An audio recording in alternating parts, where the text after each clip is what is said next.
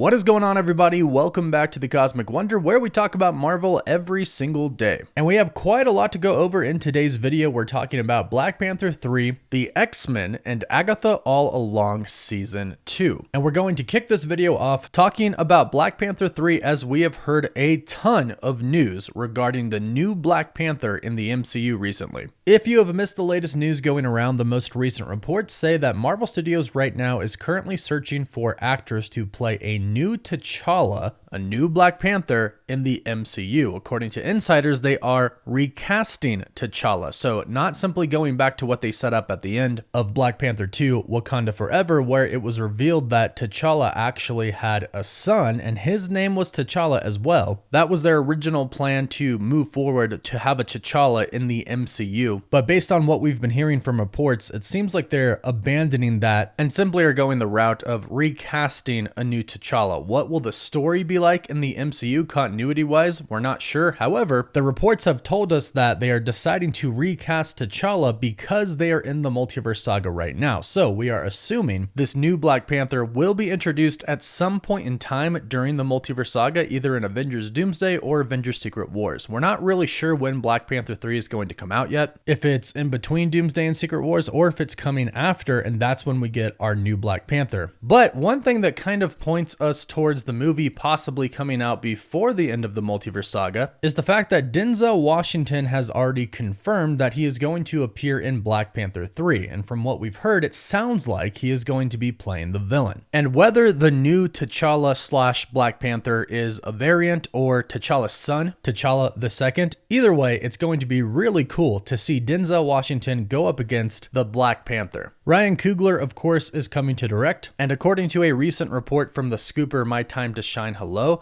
Achebe will be one of the antagonists of the film. Achebe typically tries to destabilize Wakanda's leadership, which would be the Black Panther. He's a very chaotic villain who uses psychological warfare as his weapon. And what's really interesting is that he has a history with Mephisto. In fact, that's kind of where his story begins. In Africa, on his farm, rebel guerrillas from the neighboring country of Ujanka were forced over to the farm. Achebe helped nurse the fighters back to health, but his wife ended up falling in love with the rebels' leader. They took his wife and stabbed him 32 times and left him for dead, and also destroyed the farm. He was driven insane with hatred, so he made a deal with the devil, trading his soul to save his life. Now, we've heard Mephisto is showing up soon, supposedly in the Ironheart series, and the Hood, who is going to be the villain of the Ironheart series, is rumored to be making an appearance in the Thunderbolts, and the Hood is supposedly going to get his powers from Mephisto himself. And we do know that Marvel Studios is going to dive further into the supernatural part of the MCU. I know things have been on hold with Blade and the Midnight Suns, but ultimately they are going to get there. And Mephisto really would make a crazy good villain, and it sounds like we could see him show up in Ironheart, the Thunderbolts, and now possibly Black Panther 3. So although it is not confirmed,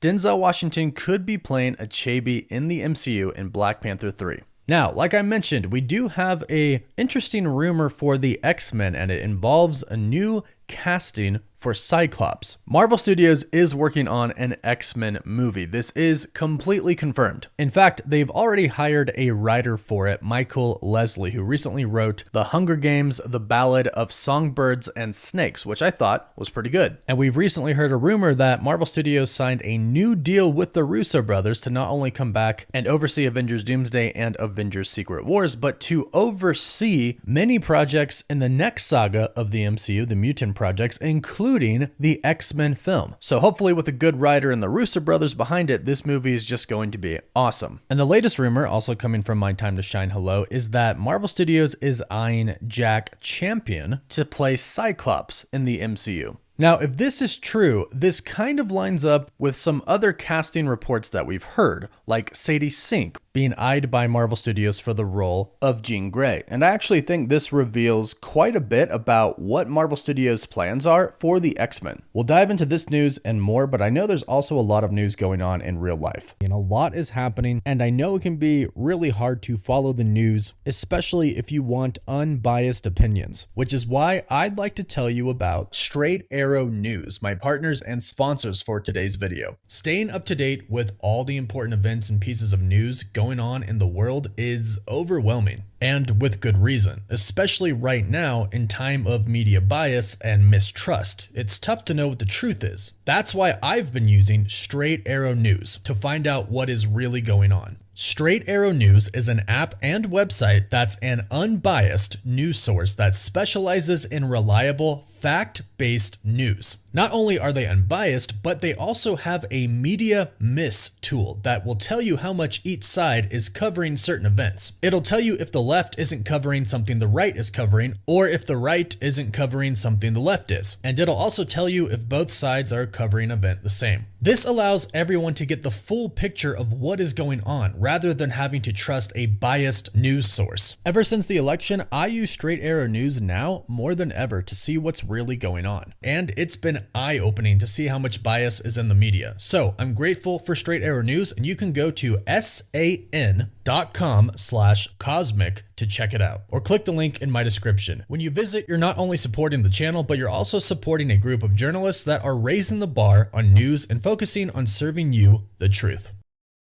So these new actors that Marvel Studios are eyeing, both of them are around the same age. Sadie Sink is 22 years old and Jack Champion is 20 years old. And this most likely means that Marvel Studios is going to debut a new X-Men group as a younger starting group, which does make sense because we're assuming that the new X-Men team is going to be around for 10 to 15 to heck, who knows, maybe even 20 years, maybe even longer. We just had Hugh Jackman return as Wolverine, Tobey Maguire returned as Spider-Man. So over 20 years later, these actors have returned, reprising the exact same roles that they played before. So the new cast of the X-Men could be around for a very, very long time, till they're 90. And if they're going for a younger cast, that means that we could probably get an X-Men First Class movie. It really kind of depends on the route that Marvel Studios likes to go. I personally think it would be really cool to do individual stories first and then build them up to eventually become the X-Men team, essentially doing what they did for the beginning of the Infinity Saga. They built up these individual characters, Iron Man, the Hulk, Captain America,